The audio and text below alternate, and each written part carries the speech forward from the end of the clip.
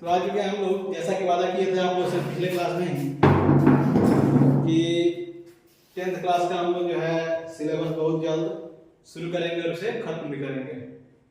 तो ये YouTube live के माध्यम से नहीं है, लाइव वाला कि मैं आऊँगा थोड़ी देर में भी, लेकिन उसके पहले मैं आपको बता दूँ कि छोटा छोटा वीडियो करके थ्योरी और क्वेश्चंस का आपको मिलेगा। जैसे मैथ का मैं वीडियो बना रहा हूँ अभी, थोड़ी देर बाद आपको साइंस का वीडियो मिलेगा।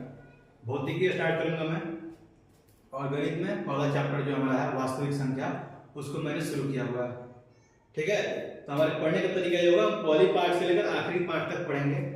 हमारा पढ़ने का तरीका स्टाइल क्या होगा, पहले हम लोग जो एक्सरसाइज पढ़ने वाले हैं, उस एक्सरसाइज के जितने भी थ्योरेटिकल पोर्शन होंगे, मतलब जो सिखाने वाली बात होंगी, जो थ्योरी होंगी, उसको पहले हम सीख लेंगे। और सीखने के बाद तो क्वेश्चन अपने आप बन जाएगा ना, तो उसको क्वेश्चन बनाते रहेंगे हम लोग। क्लियर हुआ? हम इसी स्टाइल से पढ़ेंगे। पहले हम लोग क्या करेंगे, थ्योरी पढ़ेंगे, थ्योरी पढ़ने के बाद क्वेश्चन करेंगे। तो आज का जो वीडियो आपको मिलने वाला है ये प्योर थ्योरेटिकल मिलने वाला है। इसमें हम लोग थ्योरेटिकल पार्ट को डील करेंगे, थ्योरी पढ़ेंगे पहला पार्ट का। और कल जो वीडियो आएगा इसी का सेकंड वाला, वो रहेगा 1.1 का सॉल्यूशन, फिर 1.2 का थ्योरी परसों आएगा, फिर 1.2 का सॉल्यूशन भी परसों आ जाएगा। एक दिन में एक एक्सरसाइज को हम लोग खत्म करेंगे। ठीक है, यही स्टाइल होगा हम लोग के पढ़ने का। तो शुरू करें।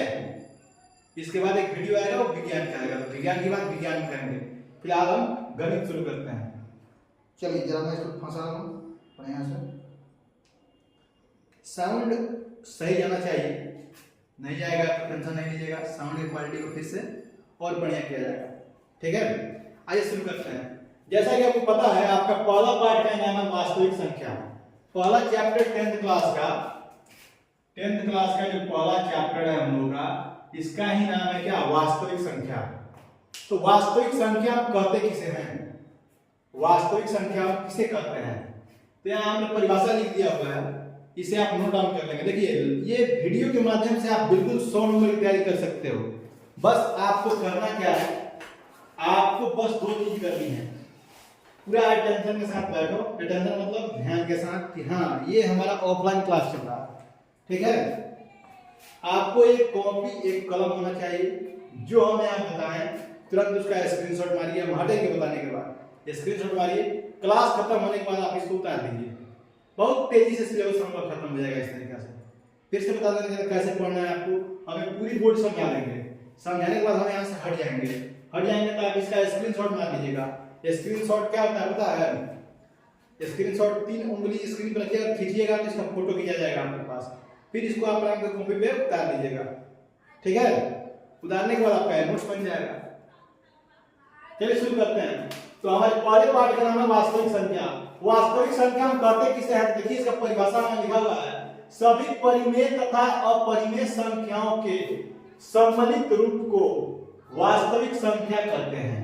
बिल्कुल सही बात है। वास्तविक संख्या किसे कहते हैं, परिमेय और अपरिमेय संख्या दोनों को मिला देने से जितने संख्या ग्रुप क्रिएट होता है, जितने संख्या बनते हैं, उसे हम क्या कहते हैं, वास्तविक संख्या कहते हैं।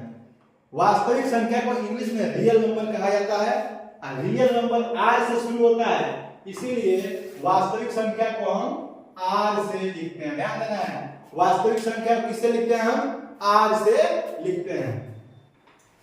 अब देखिए यहाँ पे हमने लिखा हुआ है कुछ उदाहरण, ये हमने कुछ उदाहरण दिया हुआ है वास्तविक संख्या का, ये मैंने जो अभी मार्क आउट किया।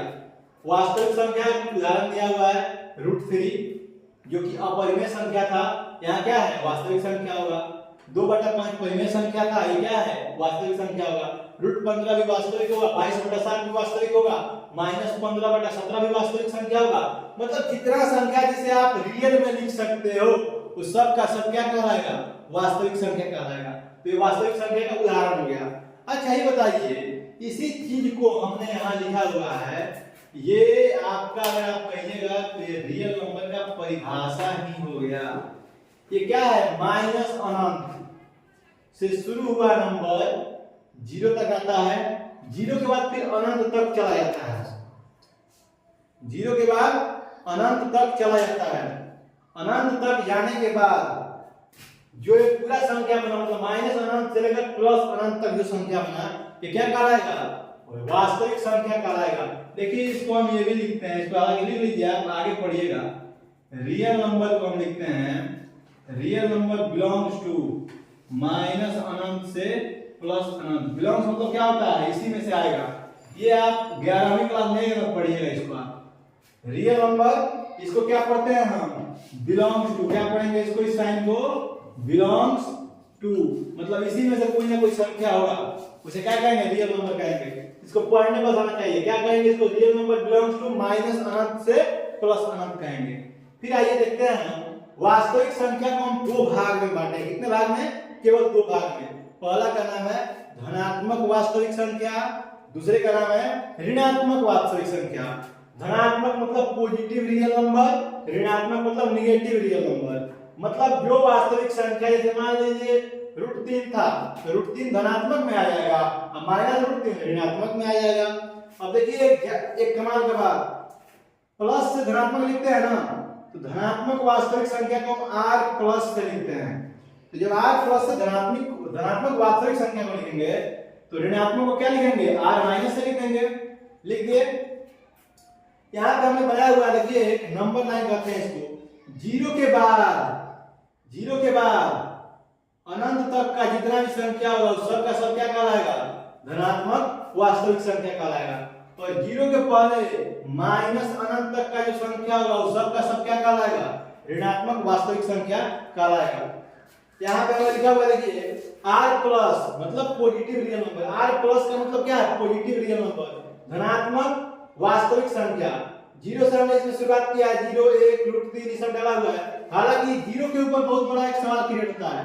जीरो को आप 0 भी लिख सकते हैं, -0 भी लिख सकते हैं। तो यार प्लस में आएगा कि यार माइनस में आएगा, किस में आएगा, तो ये r+ में भी आता है और r- में भी आता है।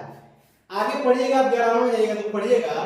एक होता है non positive non negative real number, तो 0 होता है, मतलब ना ही धनात्मक ना ही ऋणात्मक। यहाँ पे आगे हम जो लिखेंगे उसमें देखिएगा, अगर कोई आपसे पूछ दे सवाल कि एक ऐसा संख्या का नाम बताओ जो रियल नंबर है लेकिन ना ही धनात्मक है और ना ही ऋणात्मक है, तो कौन सा होगा, 0।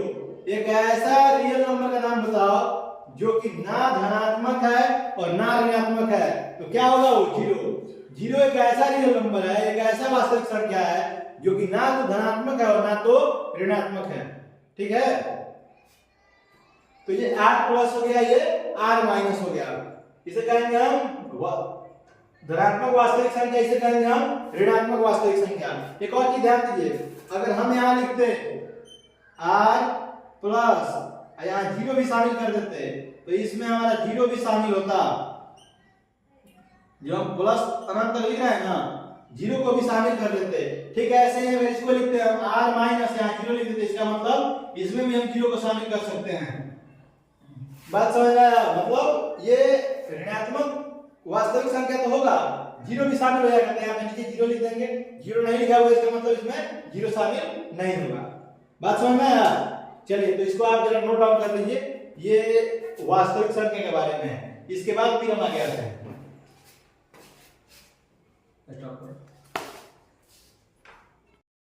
तो अभी आपको बताया, उसी को लेके सवाल आया हुआ है। देखिए सवाल क्या कह रहा है, एक ऐसा वास्तविक संख्या जो न तो धनात्मक हो और न ही ऋणात्मक हो, कौन सा होगा। ये पाई जो है ये हमारा वास्तविक संख्या तो है, लेकिन क्या है, धनात्मक है। क्लियर दिख रहा है, क्या है ये, धनात्मक है। यहाँ पे अगर हम ई का बात करें, ये भी धनात्मक है, कोई नहीं होगा। लेकिन यहाँ पे 0 ऑप्शन जो हमको दिख रहा है, क्या है, न तो धनात्मक है और न तो ऋणात्मक है। बात समझ में आया। 0 को क्या बोलेंगे, ये ऐसा वास्तविक संख्या है जो कि ना तो धनात्मक है और ना ही ऋणात्मक है। तो एक सवाल सा जो बन गया। अब आइए मेन जो हमारा है, यहाँ से सिलेबस शुरू होता है, यूक्लिड विभाजन एल्गोरिथम हमारी किताब में दिया हुआ है। इसे आप समझते ही नहीं है क्या कहता है। अभी तक आप जहाँ पढ़े होंगे, नो डाउट बहुत अच्छी पढ़ाई होती है वहाँ, हमें इससे कोई मतलब नहीं है। हम आपको जो बताने जा रहे हैं, इसे समझिए, समझ में आ जाए। जब प्रयास कीजिएगा एक बार सोचने का, क्या आपको ऐसा वहां समझ में आया था, आपको अपने जवाब मिल जाएगा। देखिए जरा ध्यान से एक बार, यूक्लिड विभाजन एल्गोरिथम, ये क्या कहता है, इसी का दूसरा नाम है कलन विधि। इसी का दूसरा नाम क्या है, कलन विधि। कलन विधि भी इसी को कहते हैं, यूक्लिड विभाजन एल्गोरिथम को यूक्लिड नामक एक वैज्ञानिक थे, वहीं से दिए थे। जरा इसका स्टेटमेंट पढ़िए एक बार, आपको लिखना है, ये सब लिखना है, आपको नोट्स बना रहे हैं हम, सब लिखेंगे। तो ये क्या कहता है, जरा एक बार पढ़ के आपको सुनाते हैं। यूक्लिड विभाजन एल्गोरिथम पूर्णांकों की विभाज्यता से किसी रूप में संबंधित है। मतलब अगर भाग हम फिर देना सीख रहे थे ना, छठा में, पांचवा में, चौथा में, उसी का अगला रूप क्या है, यूक्लिड विभाजन एल्गोरिथम। ये भाग विभाज्यता से ही संबंधित है। इसके बाद कह रहा है, अगर कहा जाए तो एल्गोरिथम के अनुसार एक धनात्मक पूर्णांक, हमने मान लिया है कि कोई धनात्मक पूर्णांक a, मतलब कोई भी हो सकता है, इसके जगह पे 1 2 3 4 5 6 7 8 अपने मोबाइल का नंबर भी ले सकते हैं, जो लेना हो आप ले लीजिए। यहाँ एक संख्या ले लिए, मान लिया a को किसी अन्य धनात्मक पूर्णांक b भाग देना है, तो दो संख्या चाहिए ना भाग देने के लिए। तो हम a में किसी अन्य धनात्मक पूर्णांक b से इस प्रकार विभाजित करते हैं। मतलब a में, याद रखिए यहाँ a में हमने भाग किससे लगाया, b से। अब भाग लगाएंगे तो यहाँ कुछ ना कुछ भागफल आएगा, तो हमारा भागफल क्या आया, मान लिए q भागफल आया। भागफल आने के बाद नीचे शेष आता है, शेषफल r आएगा। मान लिए रिमाइंडर शेषफल r आ गया हमारा। ध्यान दीजिए, भाग किसमें दिया है, a में, किससे भाग दिया है, b से। शेषफल क्या आया है हमारा, r आया है। ये शेषफल है r, ये हर हाल में b से छोटा होना चाहिए। अगर b से बड़ा रहेगा तो भाग लगते जाएगा, भाग कभी नहीं लगेगा जब b से छोटा रहेगा। तो भाग नहीं लगना चाहिए ये r में, मतलब ये r जो होना चाहिए b से एकदम छोटा होना चाहिए, कम होना चाहिए। अब यही अर्थात में आपको समझा दिए हैं। अब देखिए जरा एक बार, क्या हम इसको लिख सकते हैं, a बराबर b में हम गुना कर दिए किससे, भागफल यानी q से, और इसमें r जोड़ दिए। यही तो है यूक्लिड विभाजन एल्गोरिथम। मतलब a हमारा संख्या था जिसमें हमें भाग देना था, किससे भाग देना था, b से भाग देना था। भागफल कितना है, q आया, शेषफल कितना है, r आया। तो एक पढ़े ना हम लोग विभाजन प्रमेय का पढ़े ही कि भाजक बराबर क्या होता है, मतलब ये a बराबर क्या होता है, इससे भाग देना है b गुना q, यानी भागफल से गुना कर देंगे इसमें, और रिमाइंडर यानी शेषफल को जोड़ देंगे, तो क्या मिल जाएगा, हमारा संख्या मिल जाएगा। ये फॉर्मूला आप लोग पढ़े भी होंगे। यही है हमारा यूक्लिड विभाजन प्रमेय का, यूक्लिड विभाजन एल्गोरिथम। अब इसका प्रयोग क्या है, आखिर क्यों पढ़ रहे हैं, ये तो हम पढ़ चुके हैं पहले, तो यहाँ क्यों पढ़ रहे हैं, तो यहाँ पढ़ रहे हैं HCF निकालने के लिए। वही HCF है जिसे आप निकालना सीख चुके हैं पहले, यहाँ पे अगर नए तरीका से सीखेंगे, यूक्लिड विभाजन प्रमेय के माध्यम से सीखेंगे, ठीक है। देखिए क्या कहना है, इसका प्रयोग दो धनात्मक पूर्णांक का HCF मशक ज्ञात करने में होता है। माने अगर दो को धनात्मक पूर्णांक का HCF निकालना है तो हम यूक्लिड विभाजन एल्गोरिथम का प्रयोग करेंगे, ठीक है। चलिए हम हट रहे हैं, इसको आप नोट डाउन कर लीजिए, फिर आगे हम एक सवाल लेकर के आते हैं, ठीक। आइए अभी हम लोग यूक्लिड विभाजन प्रमेय से HCF सीखने का बात कर रहे थे, तो टॉपिक बनाया हम अभी यूक्लिड विभाजन एल्गोरिथम से HCF, आखिर ये निकलता कैसे है। आइए एक बार इसको समझने का प्रयास करते हैं। यूक्लिड विभाजन एल्गोरिथम दो धनात्मक पूर्णांकों का मशक परिकलित करने की एक तकनीक है। यूक्लिड विभाजन एल्गोरिथम जो है दो धनात्मक पूर्णांक का HCF निकालने का एक तकनीक है, ठीक है। आपको याद होना चाहिए, इसके पहले आप HCF कैसे निकालते थे। मान लीजिए दो नंबर है A और B, तो आप HCF कैसे निकालते थे, याद आ रहा है। आप एक ऐसा संख्या निकालते थे, मान लीजिए D, जिसमें क्या हो, A और B से पूर्ण भाग लग गया, मतलब A और B क्या करेंगे, पूर्ण रूप से D से भाग में लगना चाहिए, बड़ा से बड़ा संख्या ये D होना चाहिए, ठीक है, यही ना था। लेकिन देखिए इसको कैसे निकालेंगे हम, ये HCF निकालना है हमको यूक्लिड विभाजन तरीका से। ध्यान दीजिएगा, हम लोग क्या है बस A बराबर BQ जोड़ R, ये ध्यान रखना है। यहाँ पे A और B क्या है, ये दो नंबर है जो दिया रहेगा। A जो है बड़का नंबर, B जो है छोटका नंबर। दो नंबर दिया है 455 और 42, तो A किसको मानना है, बड़का नंबर को 455 को, B किसको मानना है 42 को, ठीक है, छोटा वाला b, बड़ा वाला 455। क्यों क्या है भागफल और r क्या है शेषफल। आइए जरा हम इसको सेट करने का प्रयास करते हैं। देखिए सेट करते हैं हम कैसे। हम शुरुआत करेंगे 455 जो बड़ा संख्या है इससे हम यहाँ लिखेंगे यूक्लिड विभाजन एल्गोरिथम से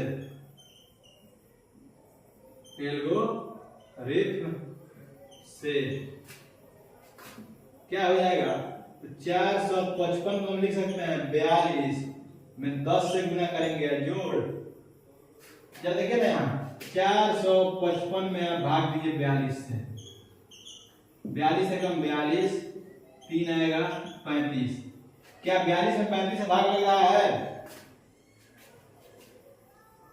3 आएगा भाग में लगेगा तो यहाँ आ जाएगा 0, सॉरी तो ये 10 हो गया। ये क्या हो गया 35 आ गया नीचे। क्या 35 42 से छोटा है, जब छोटा है छोड़ देना है इसको। अब देखिए 42 गुना 10 जो भागफल है तो गुना करना है और शेषफल यही वाला ना है, इस शेषफल को क्या करना है जोड़ देना है। ये हमारा हो गया पहला रूप। अब यहाँ संख्या क्या हो गया 42, ध्यान दीजिएगा संख्या क्या हो गया 42। फिर लिखेंगे हम यूक्लिड विभाजन एल्गोरिथम से, यूक्लिड विभाजन एल्गोरिथम से। इस बार क्या 155 था, देखिए 42 है यहाँ संख्या तो 42, यहाँ शेषफल क्या बचा 35 बचा था तो यहाँ छोटा वाला संख्या हो जाएगा 35। अब बताइए जरा हमें 42 से भाग लगाना है 42 से भाग लगाना है 35 से, 35 से कम 35, शेष क्या आ जाएगा 7। ठीक है, तो 35 से 7 छोटा है ना, छोड़ देंगे इसको ऐसे ही। अब 35 गुना 1 जोड़ 7 लिख सकते हैं इसको, 42 को 35 गुना 1 जोड़ 7 लिख सकते हैं, हो गया। फिर आगे बढ़ेंगे हम, फिर लिखेंगे यूक्लिड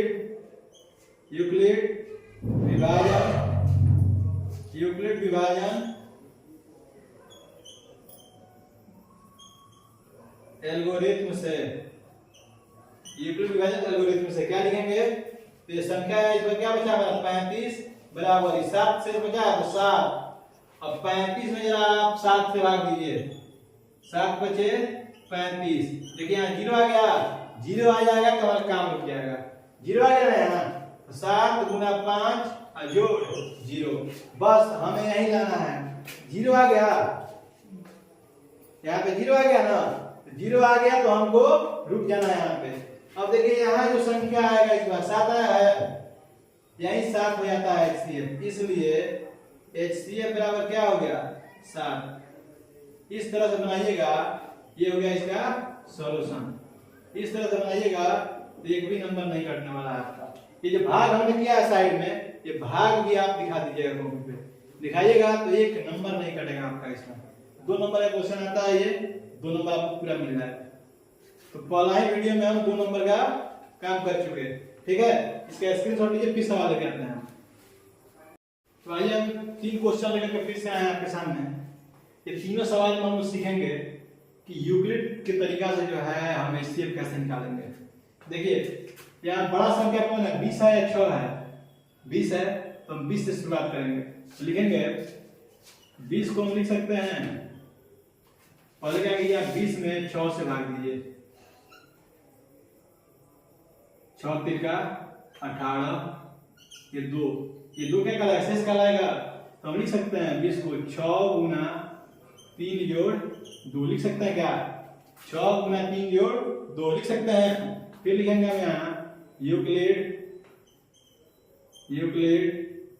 विभाजन एल्गोरिथम से, यूक्लिड विभाजन एल्गोरिथम से क्या कहता है कि 6 जो है ना 6 को लिखना है, 6 बराबर यहाँ रिमाइंडर क्या है 2 आया है। अब 6 में आप 2 से भाग दीजिए, 2 तिहाई 6 से 0 आ गया, 2 गुना 3 जोड़ 0 लिख सकते हैं इसको।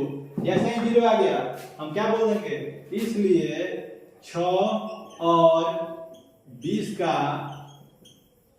HCF क्या हो जाएगा। यहाँ जो संख्या आएगा यहाँ क्या आया है 2 आया है, 2 यही हो गया हमारा आंसर। बात समझ में आया। आइए एक बार फिर इसको करके देखते हैं ताकि और समझ में आए। हमारा संख्या क्या है 25 और 15, तो बड़ा कौन है 25 या 15? 25 बड़ा है तो हम 25 को लिखेंगे पहले।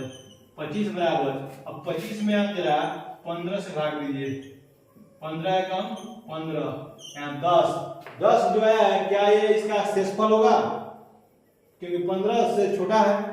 अब इसको लिख सकते हैं 15 गुना 1 जोड़ 10 लिख सकते हैं।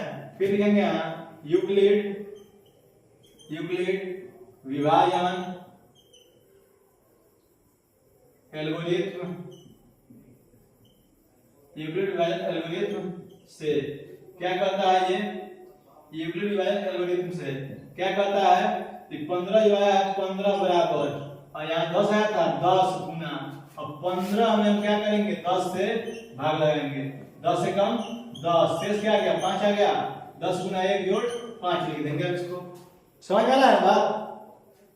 आप लोगों को समझ में आ रहा है जी? चलिए 15 हो गया। अब क्या करेंगे फिर लिखेंगे यहाँ फिर से यूक्लिड, ये जो भाषा लिख रहा है ना ये भाषा आपको बोर्ड में लिखना पड़ेगा तभी नंबर मिलेगा। यूक्लिड विभाजन एल्गोरिथ्म से क्या कहता है ये? तो यहाँ पे 10 आया है, 10 बराबर लिखेंगे। अब शेषफल 5 आया था 5 गुना, अब 10 में आप 5 से भाग दीजिए, 5 गुना 10, शेषफल 0 आ गया, तो 5 गुना 2 जोड़ 0 लिखेंगे। जैसे 0 आया यहाँ हम क्या बोल देंगे अब? इसलिए 25 और 15 का HCF कितना है? यहाँ पे जो संख्या आता है 5, तो 5 है। यही हो गया हमारा आंसर। समझ में बात आया नहीं? समझ में आप लोग के? ठीक। अब आइए यहाँ 3 नंबर सवाल पे 30 और 50। तो यहाँ बड़ा संख्या कौन है? 50 है या 30 है? 50 है, तो क्या लिखेंगे हम? 50 बराबर 30, 50 में जरा आप 30 से भाग दीजिए, 30 से कम 30, शेषफल 20 आ गया। ये 20 आया क्या 30 से छोटा है? शेष हो गया ही। अब देखिए लिख सकते हैं 30 गुना 1 जोड़ 20 लिख सकते हैं इसको। Yes sir. अब फिर देखिए क्या करेंगे, लिखेंगे यहाँ यूक्लिड विभाजन एल्गोरिथ्म से क्या कहता है यहाँ 30 बराबर क्या लिखेंगे? अब यहाँ 20 है तो 20 गुना, अब 30 में आप 20 से भाग दीजिए, 20 से कम 20, शेषफल क्या गया 10 आ गया। Yes sir. 20 गुना 1 जोड़ 10 हो गया। फिर लिखेंगे यहाँ अब हम यूक्लिड विभाजन एल्गोरिथ्म से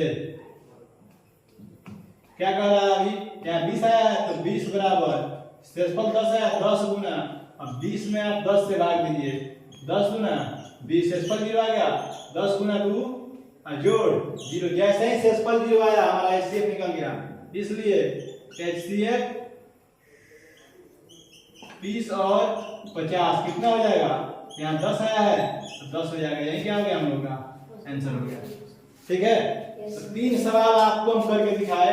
इसके साथ ही साथ आज आपका होमवर्क दे रहे हैं हम, पढ़ाई क्लास में होमवर्क भी मिल रहा है, इसको आपको बनाने का प्रयास करना। नहीं बनेगा कल जो है इसका आंसर हम आपको क्लास में बताएंगे। होमवर्क जो है आपका HW 3 सवाल रहेगा। एक रहेगा आपको निकालना है 17 और 85 का HCF क्या होगा। दूसरा है आपको निकालना है 80 और 300 का HCF क्या होगा। और तीसरा सवाल जो दे रहे हैं आपको ये होगा 150 और 35 का HCF क्या होगा। एक और सवाल है 4 नंबर आपको निकालना है 50 और 8 का HCF क्या होगा। और एक 5वां सवाल ले लीजिए जो आपको बनाना है 13 और 50 का HCF क्या होगा। ये आपको 5 सवाल घर से होमवर्क है, ये आपको बनाना है। ठीक है, चलिए गणित का वीडियो यहीं पे समाप्त करते हैं। आपको मिलेंगे कल इसके आगे। नोट कर लीजिए इसको।